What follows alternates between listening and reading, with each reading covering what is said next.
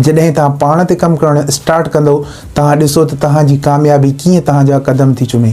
तव्हांजो विज़न छा आहे? तमामु वॾो विज़न हुजणु घुरिजे। उन विज़न ते तव्हांजो ज़हन ठहियलु हुजे ऐं उन विज़न ते तव्हां कमु करणु स्टार्ट कयो। तव्हां पंहिंजी महिनत जारी सारी रखो ऐं उन शइ ते कमु करणु स्टार्ट कयो। जो जेको विज़न आहे उहो तमामु वॾो हुजणु घुरिजे।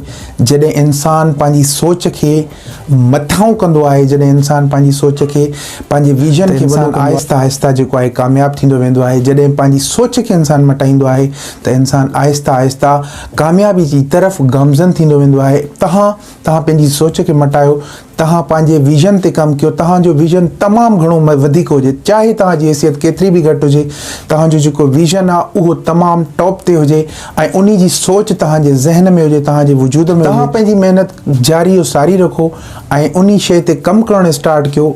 तव्हां जॾहिं पंहिंजी महिनत कंदा आहियो, तव्हां पंहिंजी उन विज़न ते कमु कंदा आहियो, डेली जो 1 घंटो पाण खे ॾियो। डेली जॾहिं तव्हां पाण खे पंहिंजे अंदर खे पंहिंजे वजूद खे पाण खे एक्सप्लोर करणु शुरू कंदो, आहिस्ता आहिस्ता तव्हां कामयाबु थींदा वेंदो। जॾहिं तव्हां पाण ते कमु करणु स्टार्ट कंदो तव्हां ॾिसो त तव्हांजी कामयाबी कीअं तव्हांजा कदम थी चुमे। इंसान जेको सोचींदो आहे हमेशा ओड़ी ई तरह इंसान बणिबो आहे। जॾहिं ॾिसो हिकिड़ो नंढड़ो ॿारु आहे, नंढपण में उहो सोचे छॾंदो आहे त मूंखे डॉक्टर थियणो आहे, मूंखे इंजीनियर थियणो आहे।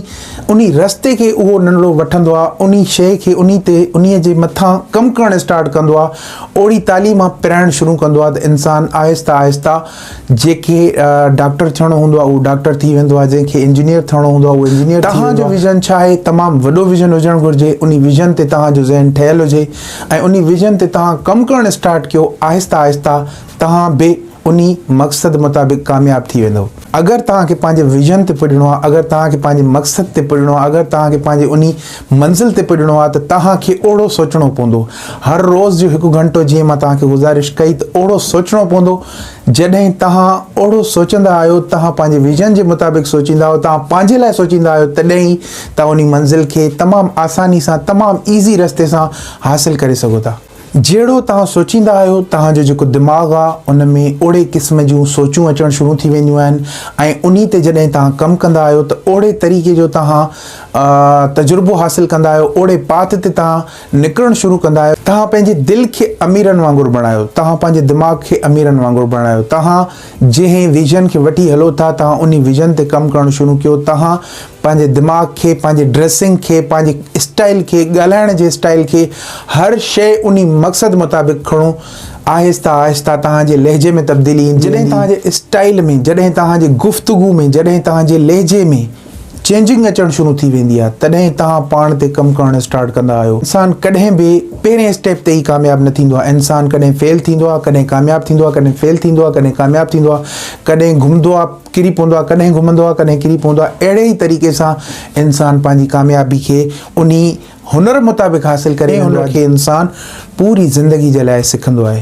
तव्हां हमेशह पाण ते कमु करणु स्टार्ट कयो। अॼु खां ई, हाणे खां ई पंहिंजे मथां कमु करणु स्टार्ट कयो। अगरि चाहियो था तव्हांजे वजूद कंहिं कामयाबी जे तरफ़ निकिरे, अगरि तव्हां चाहियो था तव्हांजो विज़न पूरो थिए, अगरि तव्हां चाहियो था तव्हांजो मक़सदु पूरो थिए त तव्हां पाण ते कमु करणु स्टार्ट कयो। ॾिसो असां पूरी ज़िंदगी में सिर्फ़ु रोज़मर्रा जी ज़िंदगी में असां ॿियनि खे टाइम ॾियूं था, हालांकि असां पाण खे टाइम कोन था ॾियूं। अॼु खां पाण खे टाइम ॾियणु शुरू कयो।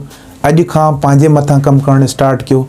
तव्हां ॾिसंदा वेंदव तव्हांजे लाइ कीअं तब्दीलियूं पैदा थियूं थींदियूं वञनि, तव्हांजे लाइ कीअं रस्ता हमवार थींदा था वञनि।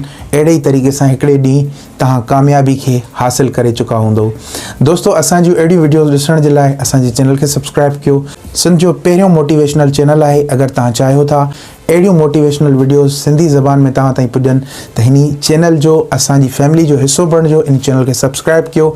हिन वीडियो खे पंहिंजे दोस्तनि ताईं फेसबुक ते शेयर कयो, यूट्यूब ते शेयर कयो, व्हाट्सएप ते शेयर कयो।